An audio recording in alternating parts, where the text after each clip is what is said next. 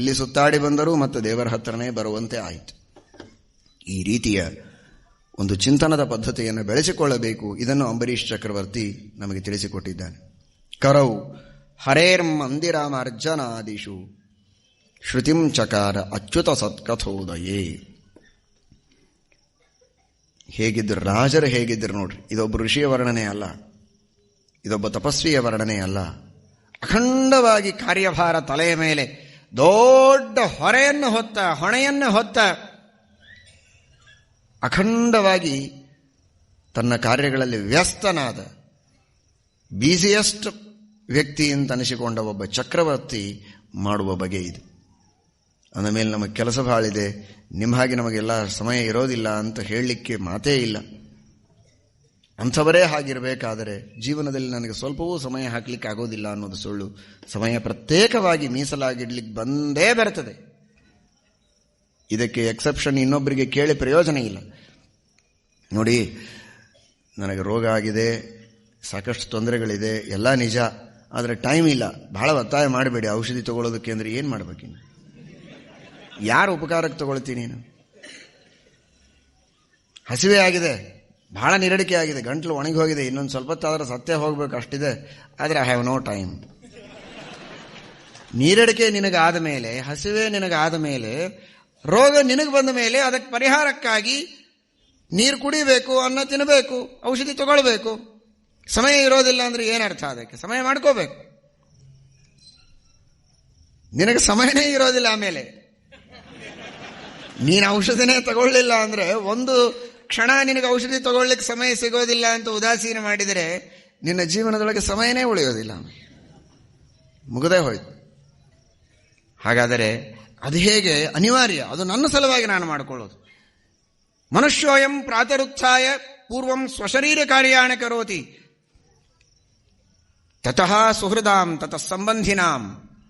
ಮಹಾಭಾಷ್ಯಕಾರರು ಹೇಳುತ್ತಾರೆ, ಪತಂಜಲಿಗಳು, ಮನುಷ್ಯೋಯಂ ಪ್ರಾತರುತ್ಥಾಯ ಪ್ರಾತಃ ಸ್ವಶರೀರ. ಮೊದಲಿಗೆ ನನ್ನ ಶರೀರದ ಕಾರ್ಯವನ್ನು ನಾನು ಮಾಡಿಕೊಳ್ಳು, ಆಮೇಲೆ ಇನ್ನೊಬ್ಬರ ಸಹಾಯ, ಇನ್ನೊಬ್ಬರ ಉಪಚಾರ. ನಾನು ಪರೋಪಕಾರ ಮಾಡಲಿಕ್ಕೆ ಹೋಗ್ತೇನೆ ಅಂತ ನೀರಿಲ್ಲ, ನೀರಡಿಕೆ ಇಲ್ಲ, ಹಸಿವಿಲ್ಲ, ಏನನ್ನೂ ನೋಡದೇ ಇದ್ರೆ ಇವನೇ ಬಿದ್ದು ಹೋಗ್ತಾನೆ. ಸಾವಿರಾರು ಜನರಿಗೆ ಮಾಡುವ ಉಪಕಾರ ನಿಂತು ಹೋಗ್ತದೆ. ಅಲ್ಲ, ಮೊದಲಿಗೆ ತನ್ನ ಶರೀರವನ್ನು ನೋಡಿಕೊಳ್ಳಬೇಕು. ಶರೀರ ಮಾಧ್ಯಂಕಲು ಧರ್ಮ ಸಾಧನ. ಹೇಗೋ ಹಾಗೆ ಇದು ಒಳಗಿನ ಶರೀರ, ಬಾಹ್ಯ ಶರೀರ ಹೇಗೋ ಹಾಗೆ ಆಧ್ಯಾತ್ಮಿಕ ಶರೀರ, ನಮ್ಮ ಪುಣ್ಯದ ಶರೀರ, ಕೀರ್ತಿಯ ಶರೀರ. ಕೀರ್ತಿ ಅಂದರೆ ಕೀರ್ತಿ ಕಾಮುಕತೆ, ಆ ಕೀರ್ತಿ ಅಲ್ಲ. ಧವಳವಾದಂತಹ, ತಾನು ಕೀರ್ತಿಯ ಅಪೇಕ್ಷೆ ಪಡದೇ ಇದ್ದರೂ ಸತ್ಕಾರ್ಯಗಳನ್ನು ಮಾಡುವುದರಿಂದ ತಾನಾಗಿಯೇ ಹರಡುವ ಕೀರ್ತಿ ಏನಿದೆ, ಅಂತಹ ಕೀರ್ತಿ ಶರೀರ, ಪುಣ್ಯದ ಶರೀರ, ಜ್ಞಾನದ ಶರೀರ, ಇವುಗಳನ್ನು ನಾವು ರಕ್ಷಣೆ ಮಾಡಿಕೊಳ್ಳುವುದಕ್ಕೆ ಪ್ರಯತ್ನ ಮಾಡುವುದು ಇದು ನಮ್ಮ ಸಲುವಾಗಿ, ಇನ್ನೊಬ್ಬರ ಸಲುವಾಗಿ ಅಲ್ಲ. ಅದಕ್ಕಾಗಿ ಟೈಮ್ ಇಲ್ಲ ಅನ್ನೋ ಹೇಳೋ ಮಾತು ಇದು ಉತ್ತರ ಅಲ್ಲ. ನಾವು ಸಮಯವನ್ನು ಹಾಕಲೇಬೇಕು. ಅತ್ಯಲ್ಪವಾದ ಸಮಯವನ್ನಾದರೂ ಹಾಕಿ. ಪ್ರಾಕ್ಟಿಕಲ್ ಆಗಿ ನಮಗೆ ಹೆಚ್ಚಾಗೋದಿಲ್ಲ ಅಂದರೆ ಚಿಂತನೆ ಮಾಡುವುದಕ್ಕೆ, ದೇವರ ಸ್ತೋತ್ರಗಳನ್ನು ಪಾರಾಯಣ ಮಾಡುವುದಕ್ಕೆ, ದೇವರ ಪೂಜೆಯನ್ನು ಮಾಡುವುದಕ್ಕೆ. ಮೂರನೇ ಹಂತ ಅದು. ಕರವು ಹರೇರ್ ಮಂದಿರ ಮಾರ್ಜನಾದಿಷು. ದೇವರ ಮನೆಯನ್ನು ಮಾರ್ಜನ ಮಾಡುವುದು, ಸ್ವಚ್ಛವಾಗಿ ತಾನೇ ಗುಡಿಸಿ ಸಾರಿಸಿ ರಂಗವಲ್ಲಿ ಹಾಕಿ ದೇವರ ಸೇವೆಯನ್ನು ಮಾಡುವುದಕ್ಕೆ ಸ್ವತಃ ಅಂಬರೀಷ್ ಚಕ್ರವರ್ತಿ ತಾನೇ ಬಂದು ಮಾಡ್ತಾ ಇದ್ದಂತೆ. ದೊಡ್ಡದಾದ ಅರಮನೆ, ಸಾವಿರಾರು ಜನ ದಾಸದಾಸಿಯರು, ಎಲ್ಲ ಕಡೆಗೆ ಸ್ವಚ್ಛವಾಗಿ ತೊಳೆದು ಒರೆಸಿ ರಂಗವಲ್ಲಿ ಹಾಕಿ, ನೋಡಿದರೆ ಮುಖ ಕಾಣಿಸ್ಬೇಕು ನೆಲದ ಮೇಲೆ, ಕನ್ನಡಿಯ ಅವಶ್ಯಕತೆ ಇಲ್ಲ, ನೆಲದಲ್ಲಿ ತನ್ನ ಮುಖ ನೋಡಬಹುದು. ಅಂತಹ ಸ್ಫಟಿಕದ ರತ್ನದ ನೆಲಗಳು, ರತ್ನದ ಸ್ತಂಭಗಳು, ಇಂತಹ ವೈಭವ ಆಗಿರೋ ಕಾಲಕ್ಕೆ ಭಾರೀ ಕಾಂಕ್ರೀಟಿನ ಆರಿಸಿ ಒಂದು ಕಂಬವನ್ನು ಕಟ್ಟಿ ನಮ್ಮ ಸಮಾನ ಶ್ರೀಮಂತರಿಲ್ಲ ಅಂತ ನಾವು ತಿಳ್ಕೊಂಡಿದ್ದೀವಿ. ಕಾಲಾಗಿ ತುಳಿಯೋ ಕಲ್ಲನ್ನು ಎದುರಿಗೆ ಹಾಕಿ ಇದೇ ಭಾರೀ ಶ್ರೀಮಂತಿಕೆ ಅಂತ. ಮುತ್ತು ರತ್ನಗಳಿಂದ ಖಚಿತವಾದ ಕಂಬಗಳು, ಸ್ಫಟಿಕದ ಕಂಬಗಳು, ಬಂಗಾರದ ನೆಲ, ಈ ತರಹದ ಐಶ್ವರ್ಯದಲ್ಲಿ ಮೆರೆದವರು. ಅಷ್ಟೆಲ್ಲ ದಾಸದಾಸಿಯರಿದ್ದಾರೆ, ಬೇಕಾದಷ್ಟು ಸೇವಕರಿದ್ದಾರೆ, ಎಲ್ಲಿ ನೋಡಿದರಲ್ಲಿ ವೈಭವ. ಇಷ್ಟೆಲ್ಲ ಕೆಲಸಕ್ಕೆ ಅಷ್ಟೆಲ್ಲ ಜನ ಇದ್ರು, ಅಷ್ಟೆಲ್ಲ ಶ್ರೀಮಂತಿಕೆ ಇದ್ರು. ದೇವರ ಮನೆ ಸ್ವಚ್ಛತೆ ಮಾಡೋ ಕೆಲಸ ಮಾತ್ರ ಸ್ವತಃ ರಾಜ ತಾನೇ ಬಂದು ಬೆಳಗ್ಗೆ ಎದ್ದು ಮೊದಲು ಆ ಕೆಲಸವನ್ನು ಮಾಡ್ತಾ ಇದ್ದ. ಕರವು ಹರೇರ್ ಮಂದಿರ ಮಾರ್ಜನಾದಿಷು. ಶ್ರೀಹರಿಯ ಮಂದಿರ, ನನ್ನ ಮಂದಿರವನ್ನು ಮಾರ್ಜನ ಮಾಡುವುದಕ್ಕೆ, ಅರ್ಥಾತ್ ಎಲ್ಲವೂ ದೇವರ ಮಂದಿರವೇ, ಆದರೂ ಅಪ್ರತ್ಯಕ್ಷವಾಗಿ ನನ್ನೊಳಗಿದ್ದು ದೇವರು ನನ್ನ ಮಂದಿರ ಅಂತ ಮಾಡಿಸಿದ್ದಾನಲ್ಲ, ಅಂಥದನ್ನು ಉಳಿದವರು ಬೇಕಾದರೆ ಮಾಡಲಿ. ಆದರೆ ನೇರವಾದ ದೇವರ ಪ್ರತ್ಯಕ್ಷವಾದ ಅಧಿಷ್ಠಾನ ಯಾವುದಿದೆ ಅಲ್ಲಿ ನಾನೇ ಸೇವೆಯನ್ನು ಮಾಡ್ತೇನೆ ಅಂತ ಮಾಡ್ತಾ ಇದ್ದೀನಿ. ಎಷ್ಟು ಧೂಳಿಗಳು ದೇವರ ಮನೆಯನ್ನು ಸ್ವಚ್ಛ ಮಾಡುವಾಗ ತಲೆ ಮೇಲೆ ಬೀಳುತ್ತದೆ, ಅಷ್ಟು ವರ್ಷಗಳವರೆಗೆ ಸ್ವರ್ಗದಲ್ಲಿರ್ತಾನೆ ಅಂತಾರೆ. ಇದರ ತಾತ್ಪರ್ಯ ಅಂತಹ ಮಹಾಪುಣ್ಯವನ್ನು ಕೊಡುವಂತಹ ಕೆಲಸ. ಅದನ್ನು ಇನ್ನೊಬ್ಬರಿಗೆ ಒಪ್ಪಿಸಿದರೆ ಆ ಪುಣ್ಯ ಅವರಿಗೆ ಹೋಗ್ತದೆ.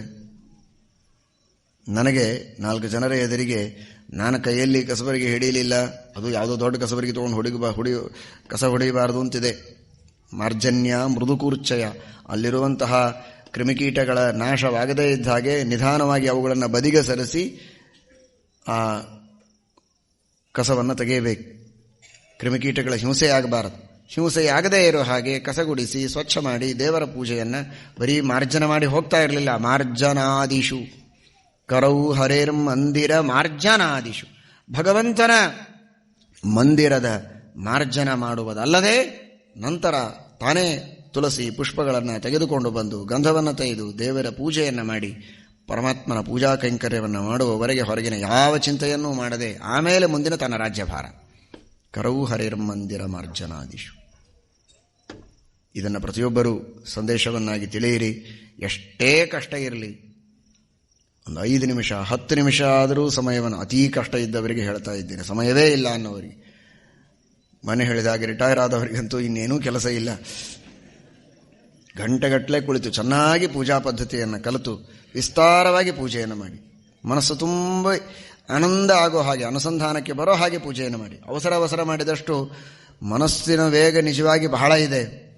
ಆದರೆ ನಮ್ಮ ಕ್ರಿಯೆ ಬಹಳ ವೇಗದಿಂದ ನಡೆಯುವಾಗ ಆ ಮನಸ್ಸು ತಾನು ವೇಗವನ್ನು ಉಪಯೋಗಿಸ್ತದೆ, ಆದರೆ ಎಲ್ಲಿಯೋ ವೇಗ ಹೋಗ್ತದೆ, ದೇವರ ಕಡೆಗೆ ಬರೋದಿಲ್ಲ.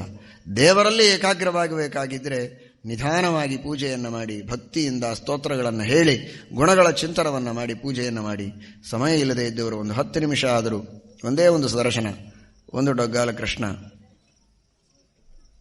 ನೀವು ಅತ್ಯಂತ ಅವಸರದಿಂದ ಪೂಜೆಯನ್ನು ಮಾಡುವಾಗ ಇಷ್ಟನ್ನಾದರೂ ಉಪಯೋಗಿಸ್ಬೋದು. ಸುದರ್ಶನ, ಒಂದು ಕೃಷ್ಣ, ಒಂದು ವಿಷ್ಣುಪಾದ, ಇಷ್ಟು ಒಂದು ಸಣ್ಣ ತಟ್ಟೆಯಲ್ಲಿ ಇಟ್ಟುಕೊಂಡು ಅಭಿಷೇಕ ಮಾಡಿ ಒಂದು ತುಳಸಿ ದಳವನ್ನು ಏರಿಸಿ, ಸಾಧ್ಯವಾದರೆ ಗಂಧವನ್ನು ತೆಗೆದು ಏರಿಸಿರಿ, ಇಲ್ಲ ಅಂದರೆ ಕನಿಷ್ಠ ತುಳಸಿ ಪುಷ್ಪಗಳನ್ನಾದರೂ ಏರಿಸಿ ದೇವರಿಗೆ ನೈವೇದ್ಯವನ್ನು ಹಣ್ಣು ಹಂಪಲು ಇಟ್ಟು ಕೃಷ್ಣಾರ್ಪಣ ಹೇಳಿ ಒಂದು ಮಂಗಳಾರತಿ ಮಾಡಲಿಕ್ಕೆ ಎಷ್ಟೊತ್ತು ಹಿಡಿಯೋದಿದೆ ಹೇಳ್ರಿ.